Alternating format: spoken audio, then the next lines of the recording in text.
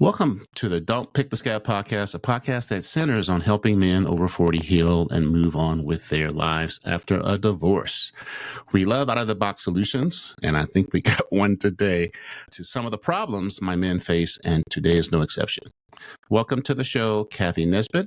She's a health and wellness advocate. She is founder of Cathy's Crawley Composters and Cathy's Sprouters and Cathy's Laughter Club. Cathy's busy.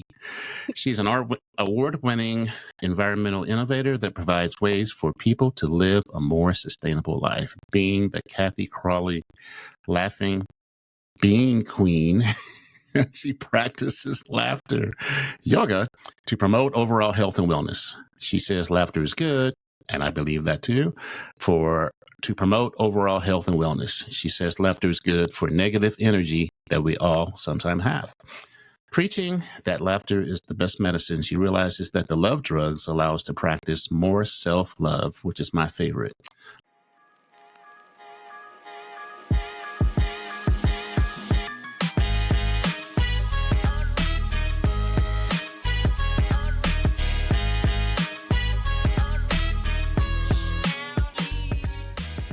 Welcome to the Don't Pick the Scat podcast, with the premise of connecting men over 40 with the tools and community to thrive in their divorce recovery, either before, during, or after a divorce. Check it out. Let's start with your personal journey and how you got to this present place, Cathy. Yeah, I'm excited to be here and help people heal. Don't pick the scab. Come on now. Let it heal. Let it heal. Come on.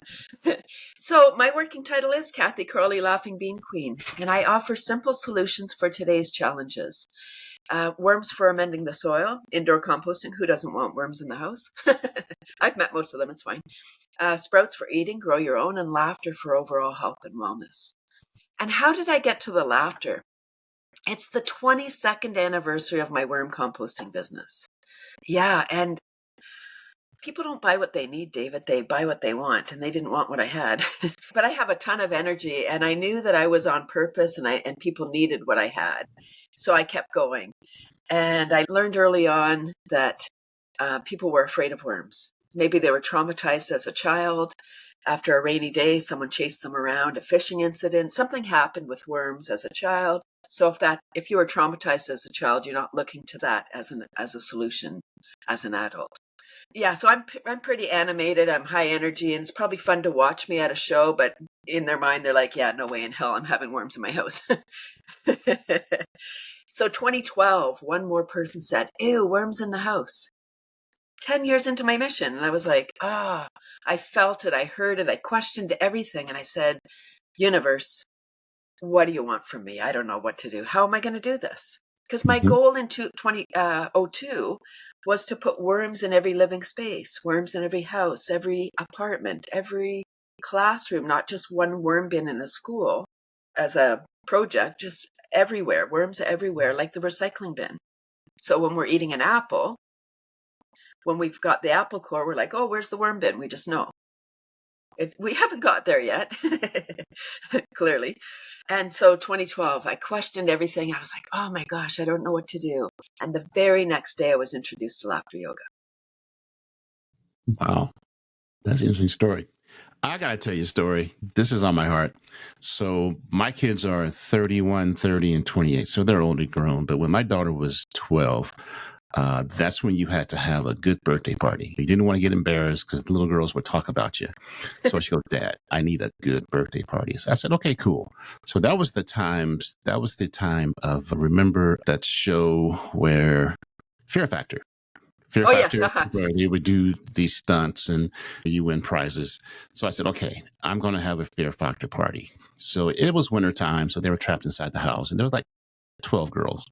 So we had a race down the basement. We had who could stick their hand in ice cold water the longest, things like that. So it was really lame. And I saw my daughter's eyes just glass over. She was getting pissed. So I saved the coup de grace for the end. And so what I did was I got some Oreos and I mushed them up, made like soil. And I got some gummy worms and I put the gummy worms in the Oreos and made just soil and worms. So each girl rolled a dice, and if they rolled a even they would eat a worm, or if they rolled an odd, they would pass it. So we didn't eat the worms yet. So we just rolled all the dice. So they were half odd and half even. And so my daughter's like getting pissed because this is so lame. Gummy worms. So they didn't know that I had gone to the bird store and gotten grub worms. So I got these grub worms and they were in sawdust. So I grabbed this container and I slammed it on the table, and these worms started moving, and all the girls started screaming. And my daughter looks at me. She goes, "Oh man, yeah, Daddy, good job." I said, "Okay, so you have a chance to eat a worm, or you can pass to me." So every kid passed to me except for one.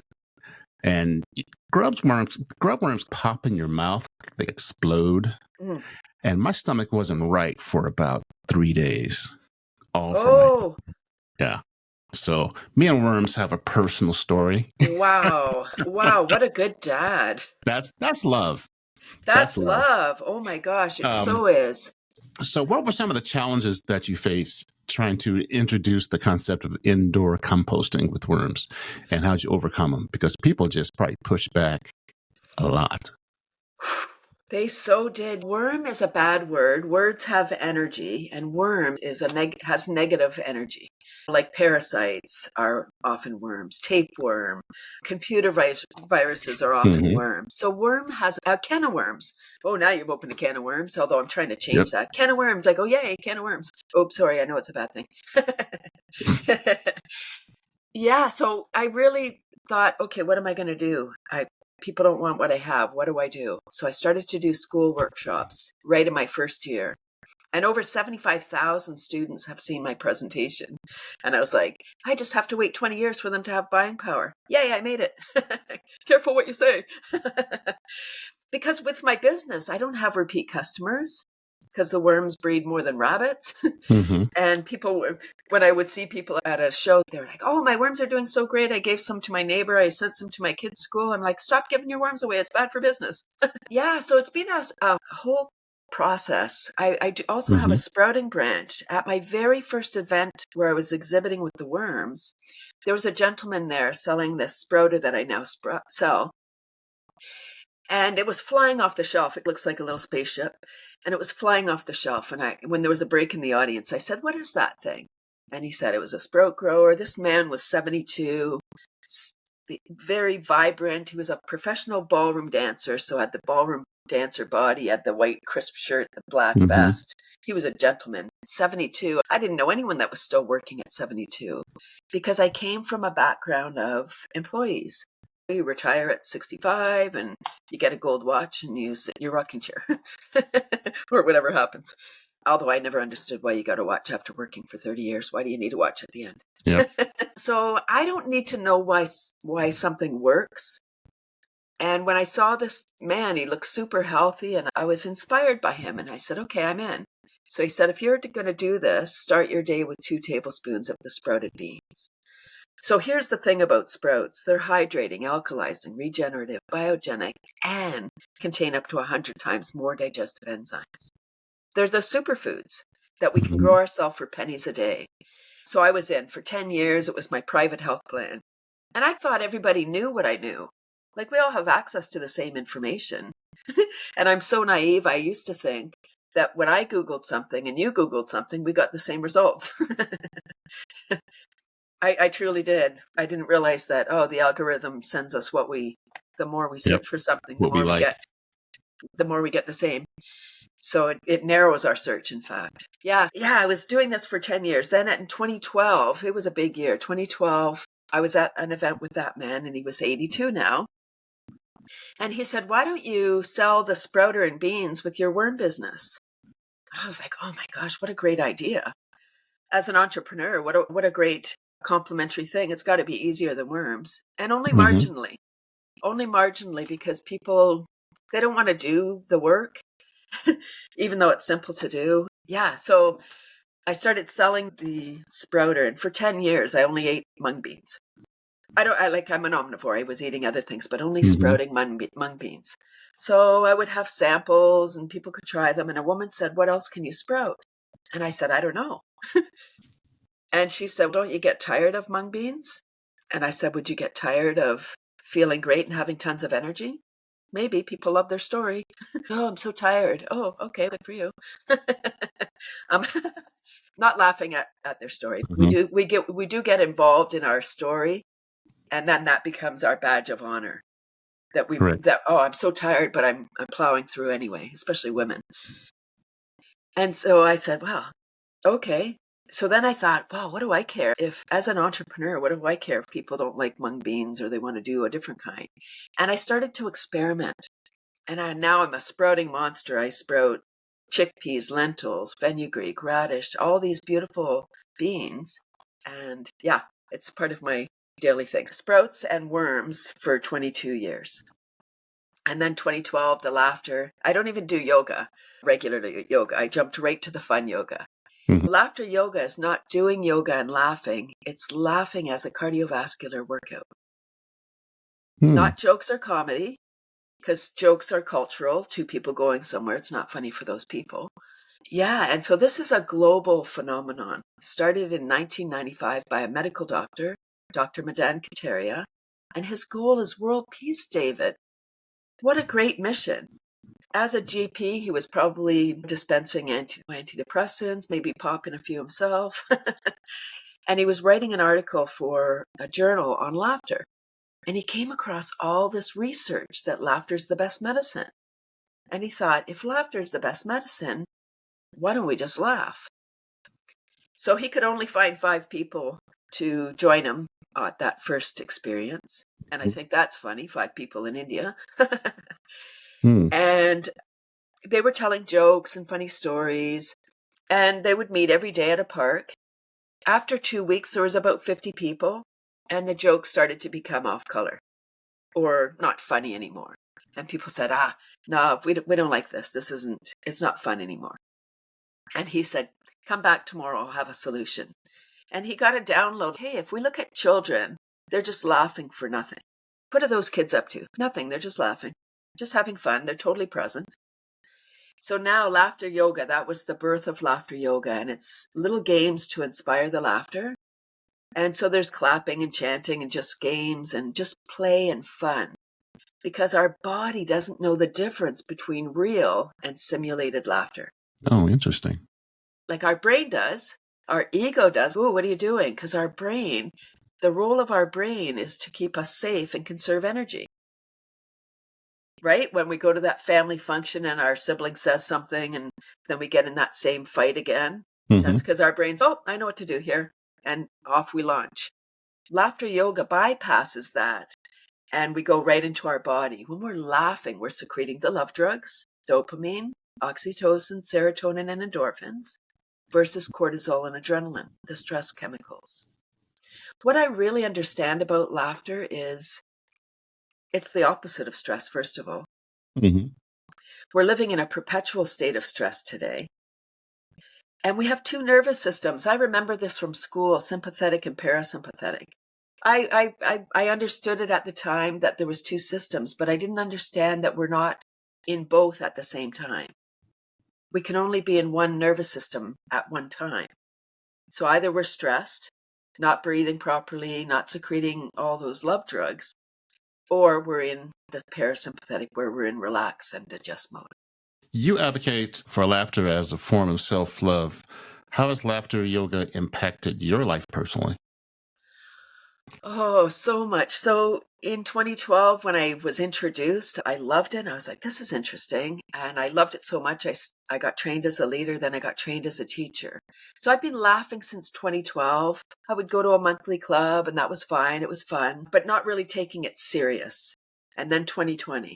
So when 2020, when we got shut down, and in Canada, we were locked down for about 2 years, shut in our homes. It's hard to even remember now those times, even though it wasn't that long ago. And I took a deep dive into the expression, laughter's the best medicine. What does it mean? Is it true? And if it's true, why don't we just laugh? And so it has changed my life. It saved my worm business in that I'm still in it. And when people said, ooh, worms in the house, I think on a certain level, I took it personal.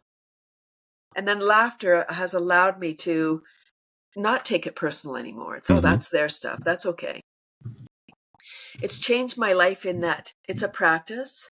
And yeah, it's something that I do every single day. I have a laughter buddy that calls me at 7:30 every day since December 2021. And it's 2 minutes. We laugh 2 minutes full on, no talking, just laughing.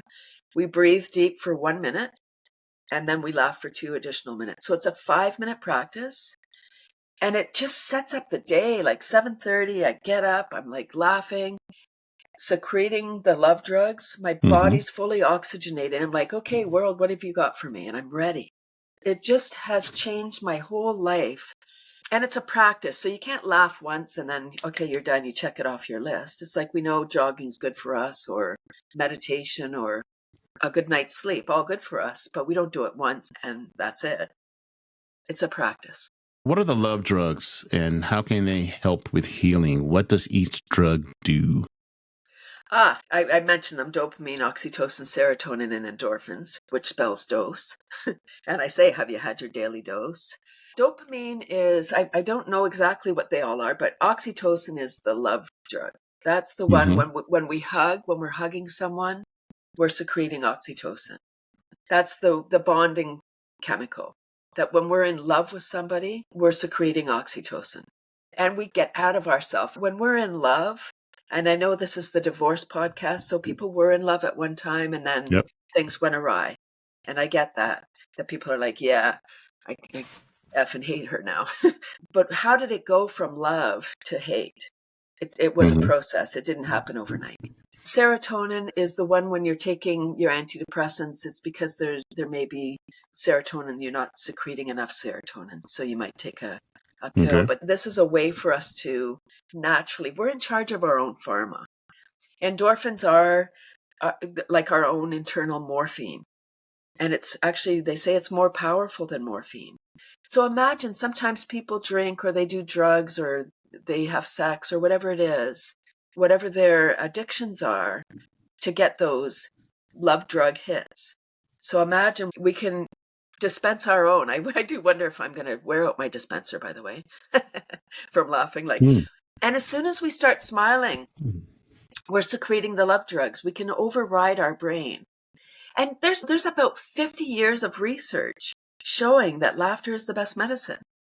So if that's the truth, and it is, why is it so challenging for us to receive abundant, sustainable, reliable laughter for our health? It's the critical mind. When we become adults, then life is serious and there's so much stuff going on in the world. People say, how can I laugh? There's so much tragedy happening. That's true. It's easy to laugh when times are fine. We're all getting along. It doesn't matter what kind of personality, what element you are. We can all laugh when times are good. We can all get along and everything's fine. Add in a stressor. Some people get mad, they get angry, they're shouting. Other people get quiet, some people cry. People respond differently to stressful situations. Laughter it's not jokes or comedy, it's laughing as a release. It just changes everything. Why do people laugh at inappropriate times, at a funeral, or when somebody trips? Because it's the body saying, you're too stressed, you're too tight. This is the body's automatic, natural response. So what about one of my big subjects in divorce recovery is co-parenting. A lot of men struggle with that hatred's there, but you love your kids. And one of my podcasters told me that you need to go into co-parenting. You need to love your kids more than you hate your ex. What are some of the ways that laughter can help with that? So for the wonderful men that are listening, next time you meet up with your spouse, your ex-spouse, and an argument ensues, I would ask you to employ gibberish laughter, a gibberish argument. And what that is, it's no words. It's just, you can waggle your finger, maybe put your hand on your hip, and you're just like,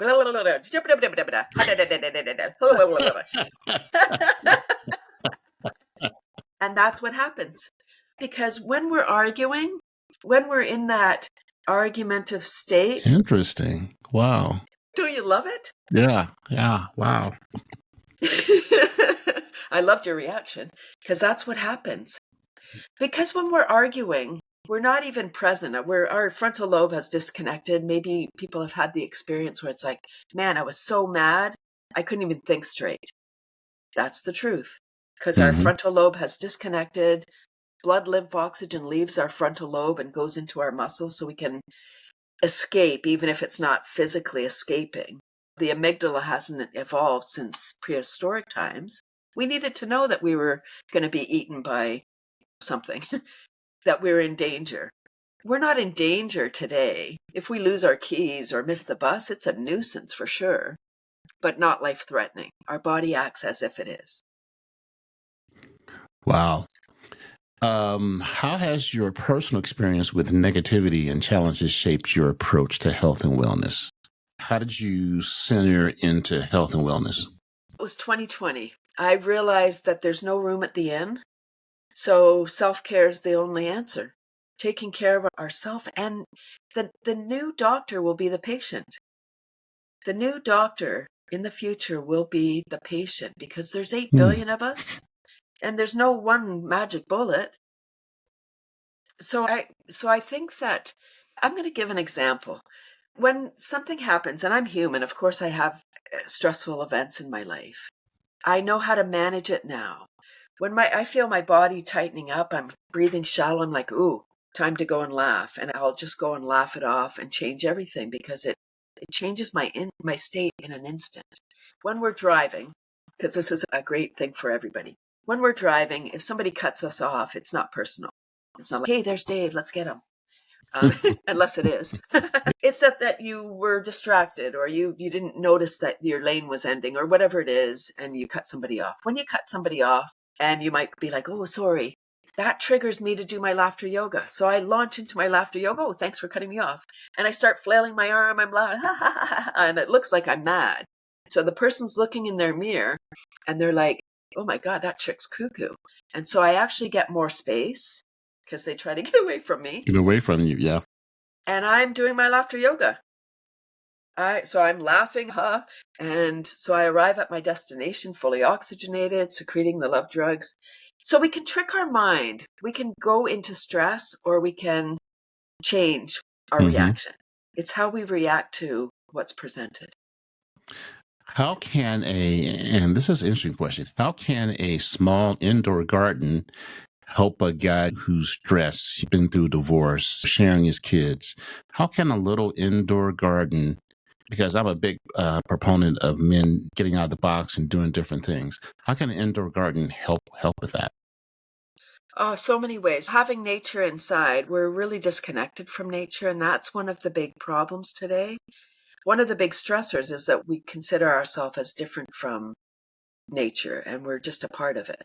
So having plants in the house, especially an edible garden, growing some herbs or growing some lettuce or something that is edible, it's a beautiful thing to do with your children, first of all. And I would say even having a worm bin, which is what I'm advocating, having a worm bin in the house, you manage your scraps. It is a wonderful lesson, science lesson for the kids. And the kids get to manage. The worms will eat the food scraps and the paper, and then their poop is the black gold. That's the nutrient-rich soil.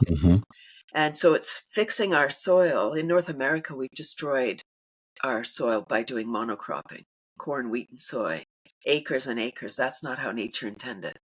Because we have acres and acres, we need to apply a lot of chemicals. And now our soil is addicted to the chemicals. And the chemical engineers are brilliant. They're super smart. Nothing against what they're doing. It's almost like nicotine. Almost, right? Yep. And genetically modified. And now these chemicals are so resistant. People think they can just bring home their vegetables and wash them with water. No, if that was the case, they would wash off in the rain. They don't. They're sticking there. And sometimes they're going right in the vegetable. So when we eat it, we're eating those asides because we're trying to kill the bugs. Anything that ends with aside, pesticide, herbicide, fungicide means death. It's a killer. It's a killer. Yeah. Just like stress. Yep. Yeah. What kind of tips and tricks can you give to my men over 40 in dealing with their kids? because that's stressful. And one of my therapists or one of my guests was talking about oh God, thank God for editing. What was that called? Oh, it was called the Jack in the Box Dad, where the week he has the kids, he's go, and then the kids are gone and he's done for a week. And it's like a roller coaster. How can they stay busy when they don't have the kids? And what are some of the ways they can keep it even keel when they do have the kids? Yeah, it's all about that self-care and the self-love. Every day having a practice that it's managing our nervous system. It's very simple, but not easy. Mm-hmm. It's a practice. And since 2020, I've had this incredible practice, daily practice. I put me first. And that's what I would suggest for your men. Put yourself first. And then when we come to any situation whole, we can deal easier. First thing in the morning, I don't wake up by alarm, but if you wake up by alarm, that's fine. When I wake up, I don't jump out of bed. I lay there, 3 deep, beautiful, long breaths. And with each breath, I think about something I'm grateful for. Mm-hmm. And this is a practice too. It may be hard. So many things are going on. What am I got to be grateful for? Yeah, just think about it. Like where you live, or that you're healthy, that you woke up. Hallelujah. That's a start. So it can be something very small. 3 beautiful deep breaths. Slowly get out of bed. Don't jump out of bed. And when the alarm goes, certainly don't go through your to-do list for the day. There's Mm-hmm. time. Don't do that. Mm-hmm. Because what happens is we go through our list. Oh, I got that meeting today. Oh, I got to do all that things. And so that puts us in a state of stress, just like to start our day. Then we get out of bed, we stub our toe. Then we're like, and then all the things that follow. If we start our day with gratitude, slowly get out of bed. I have a giant glass of water after I do my bathroom stuff. Because we've been laying all night, our body's stagnant. So that is like flushing the toilet. It flushes our system. And if we're supposed to drink a certain number of glasses of water each day, I drink 1 in the morning, 1 at night. That knocks out 2 of my glasses right off the bat. Then I can fit the other ones in. Wow. I go outside. I'm in Canada, so in the dead of winter, I'm not outside. But I'll go outside and I'll earth, which is being barefoot on the grass, or you can do it on the cement as well. But on the grass is beautiful. It doesn't have to be a long time. Just a few minutes. I'm an early riser, so I'll be out there 6 or 6:30 in the morning. First sun on your eye resets your melatonin, so you'll sleep better. So it's really a beautiful thing. And then I do some gentle stretches. Just connecting. I do some tapping, which is emotional Mm-hmm. freedom technique. I add in that. My whole time outside is maybe 5 to 7 minutes, and it's just my time. I don't go a day now without that, because if I get up and just jump right into my day, my whole day is off. Taking this practice for me sets me up for a wonderful day where I'm calm, I'm grounded, and I can handle challenges more easily. Wow. If you could leave our listeners with one key takeaway about the importance of sustainability and wellness, what would it be? It would be to really take care of yourself. We need to look after the others, the kids, and whatever the Mm-hmm. relationship with the ex, and all these things that we have to do. We're so important. We've not been taught to look after ourselves. It's always, oh, don't be selfish. We need to learn how to say no, again, especially as women, but men too. I feel like men need more groups, and there are more groups. I'm so grateful for this podcast, because men and women are not separate. It's not, oh, we need women's groups and men's group. Women are natural talkers. We talk, and I think that's why we live longer, because we don't hold it in. I would really love to see men expressing themselves more, feeling the feels. And I know it sounds, but we need to feel it to heal it. What is that anger that you're feeling? What is it really? And then Mm-hmm. let it go. And then, okay, there you are, anger. Anger's not a bad thing. Emotions are just energy in motion. They're not good or bad. They just are. We just need to look at them. Sometimes we suppress them. Like I talk about trauma. When we have a trauma, we take a deep breath in and it gets into our body. And then the next one goes on top, and all of a sudden we're so stiff, we're just walking around a walking trauma. We don't even know why. In nature, if a rabbit gets chased by a predator, if it survives, it goes somewhere and it shakes it off. It doesn't hold on. Oh, I'm good. What do? If we trip in public, we might be really injured, but we jump up. Oh, no, I'm okay. Because our ego is hurt. Mm-hmm. Yeah, I would say really find a group that you can come together. There are more men's groups coming together. Go and talk together. Go and get, because we're all the same. You're all experiencing similar things. All right. Like I said, man, my men are about 30 minutes in. How can our audience connect with you and learn more about your work and initiatives? I have a free laughter club online. It's over 4 years, David. I started June 2020.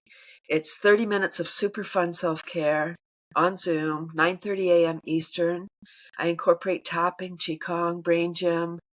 Everybody's welcome. Come experience the magic of laughing for the health of it. But it might become your new addiction. There you go. Yep. It's kathysclub.com. Okay.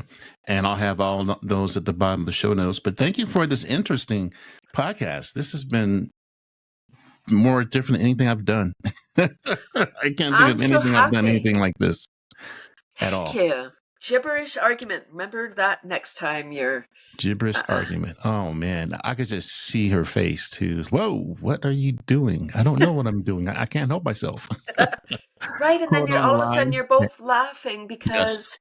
Yes. It's ridiculous, but so is arguing, because then you're just stressed, argue, not logic at all. It's just emotion. It's more positive. Totally. All right, Cathy, hold on to the mic here and we'll sign off. But everybody, thanks for listening and have a good day.